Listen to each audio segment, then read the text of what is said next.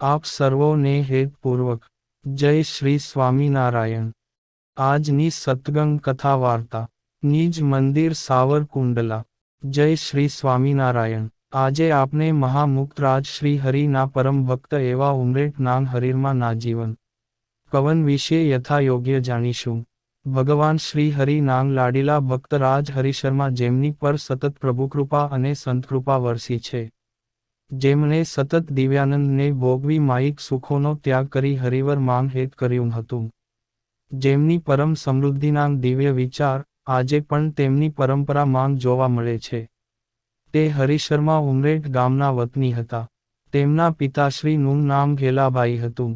તેઓ પૂર્વજન્મના બલિષ્ઠ સંસ્કારવાળા શુદ્ધ મુમુક્ષુ હતા। બાળવયથી જ તપ ત્યાગ, ધર્મ નિયમ પાળી પ્રભુની ભક્તિ કરતા। કોઈ પવિત્ર સંત મહાત્મા મળે તેના દર્શન સેવા સમાગમ કરતા હતા ને સતત પ્રભુ મિલનની આશ રાખતા। સમય જતાં યોગીવર્ય ગોપાળાનંદ સ્વામીનો ભેટો થયો। તે સદ્ગુરુના અનન્ય સેવક બની તેમની સેવા કરીને ગોપાળાનંદ સ્વામી પાસે જ શાસ્ત્ર અભ્યાસ કર્યો।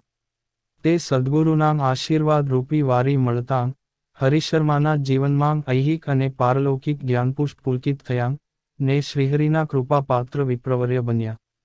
શ્રીહરિ શુભ પ્રસંગ નાંગ દરેક મુહૂર્તો જ્યોતિષ શાસ્ત્ર પ્રમાણે હરિશર્મા પાસે કઢાવતા।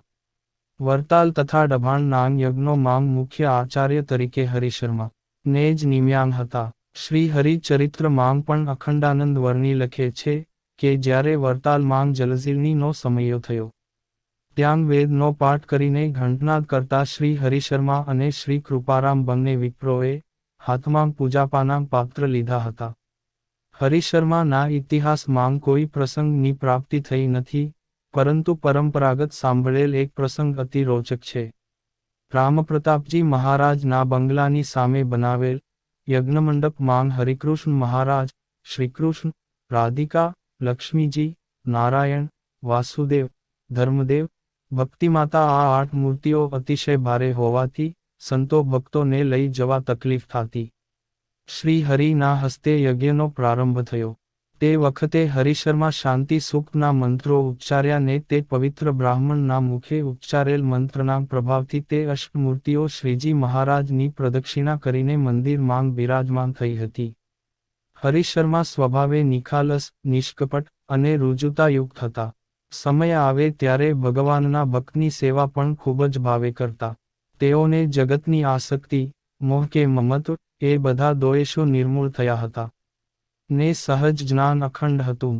આવા ભક્તરાજે નિર્દોષ અને નિષ્કામ ભાવે સત્સંગની સેવા કરી પ્રભુજીનો રાજીપો ખૂબ પ્રાપ્ત કર્યો।